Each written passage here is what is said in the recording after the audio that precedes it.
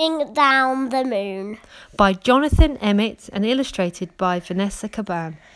Read by Otis and his mummy. Hot diggity, exclaimed Mole as he burrowed out of the ground. One night, whatever's that, the moon was hanging in the sky. Above him, like a bright silver coin, Mole thought that it was the most beautiful thing that he had ever seen. Whatever it is, I must have it, Mole said to himself. I know, I'll jump up and pull it down. Thump, thump, thumpity bump. Mole was so busy jumping he didn't think about the noise he was making, and he woke up Rabbit in her burrow. Mole, said Rabbit, what on earth do you think you're doing? Hello, Rabbit, said Mole. I'm trying to pull down the shiny thing. You mean the moon? Asked Rabbit. So that's what it's called, said Mole. You'll never do that, said Rabbit. It's not as near as it looks. But Mole would not give up. I know, he thought, I'll get a stick and poke it down. He found a long stick and poked it up at the moon. Swish, swish, swishity swish. Mole was so busy poking that he tripped over Hedgehog in his bed of leaves.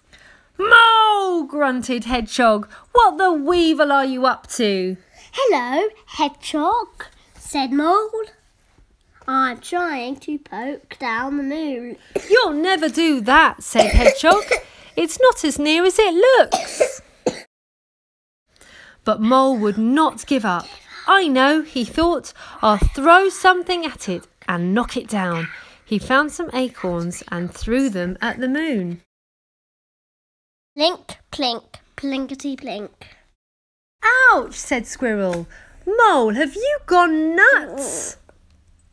Hello, Squirrel, said Mole. I'm trying to knock down the moon. You'll never do that, said Squirrel. It's not as near as it looks. But Mole wanted the moon so badly he would not give up. I know, he thought, I'll climb a tree and fetch it down. Mole had never climbed a tree before. It was hard work, and he was scared to be so far from the ground. But he kept on going until he saw the moon resting in the leaves above him.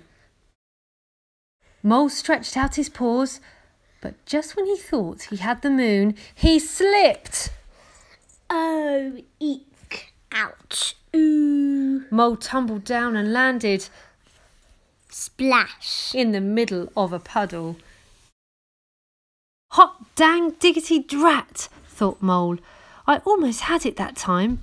Then he noticed something floating in the puddle beside him. It was pale and wrinkled, but Mole recognised it at once. The moon, whispered Mole. It must have fallen down with me. He reached out to pick up the moon, but as soon as he touched it, it broke into pieces and vanished. Mole sat in the puddle and cried. Rabbit, Hedgehog and Squirrel came running up. Are you all right, Mole? Asked Rabbit. I'm all right, sobbed Mole, but the moon isn't. I pulled it down and then I broke it, and it was so beautiful, and now I shall never see it again. Never. Oh, Mole, said Rabbit, you couldn't have pulled down the moon, and you couldn't have broken it, said Hedgehog. And you'll certainly see it again, said Squirrel. Look! High up in the sky above them, the moon was coming out from behind a cloud. Oh, whispered Mole, and it's just as beautiful as ever. Mole, Rabbit, Hedgehog and Squirrel stood and stared up at the moon together. It is beautiful, said Rabbit. Very beautiful, said Hedgehog. Very beautiful indeed, said Squirrel. Yes, said Mole, but it's not as near as it looks.